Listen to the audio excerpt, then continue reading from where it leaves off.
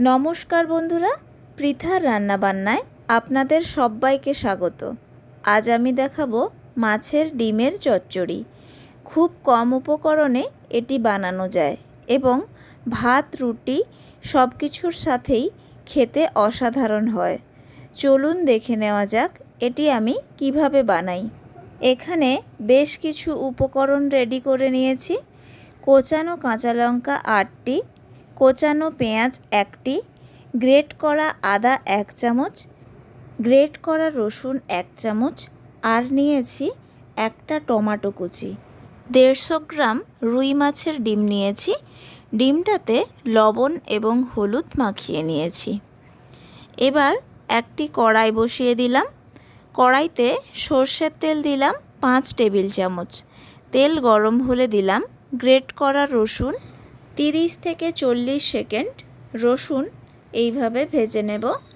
রসুন ভাজা হলে দিলাম কোচানো পেঁয়াজ। পেঁয়াজ 2 মিনিট সময় ধরে মিডিয়াম তাপে ভেজে নেব। ভিডিওটি ভালো লাগলে আমাকে অবশ্যই জানাবেন, আর ভিডিওটিতে লাইক শেয়ার করতে ভুলবেন না। আরও রান্নার রেসিপি পেতে আমার চ্যানেলটিকে সাবস্ক্রাইব করুন। এখন পেঁয়াজ ভাজা হয়ে গেছে। এর মধ্যে এবার দিলাম গ্রেট করা আদা। আদা, পেঁয়াজ এবং রসুনের সাথে ভেজে নেব। আপনারা চাইলে রসুন এবং আদা পেস্ট করেও দিতে পারেন। মিডিয়াম তাপে পুরো মশলা কষিয়ে নিতে হবে। আদা 1 মিনিট ভেজে দিয়ে দেব কাঁচা লঙ্কা ও টমেটো। কাঁচা লঙ্কা ও টমেটো 1 মিনিট ভেজে নেব। 1 মিনিট পর দেব হলুদ গুঁড়ো, কাশ্মীরি লাল লঙ্কার গুঁড়ো, শুকনো লঙ্কা গুঁড়ো, জিরে গুঁড়ো এবং সামান্য লবণ। যেহেতু মাছের ডিমে আগেই লবণ দিয়েছিলাম, তাই মশলার পরিমাপে এখন লবণ দেব।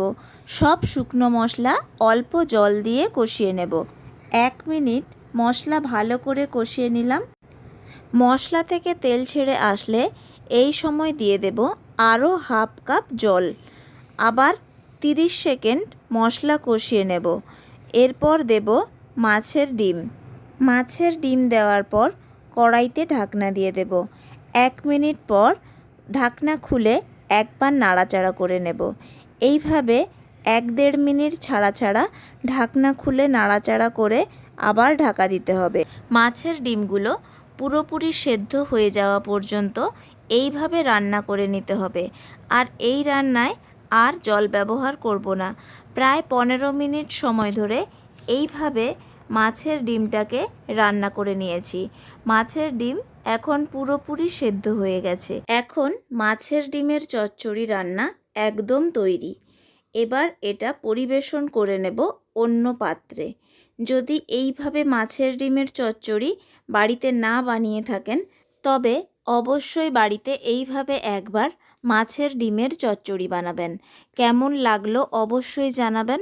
ভালো লাগলে ভিডিওটি লাইক করে শেয়ার করুন প্রিয়জনদের সঙ্গে। আর আমার চ্যানেলে নতুন হলে চ্যানেলটিকে সাবস্ক্রাইব করে পাশে থাকা বেল আইকনটি প্রেস করুন, যাতে পরবর্তী ভিডিওটি সবার আগে দেখতে পারেন। ধন্যবাদ ভিডিওটি দেখার জন্য। ভালো থাকবেন, সুস্থ থাকবেন।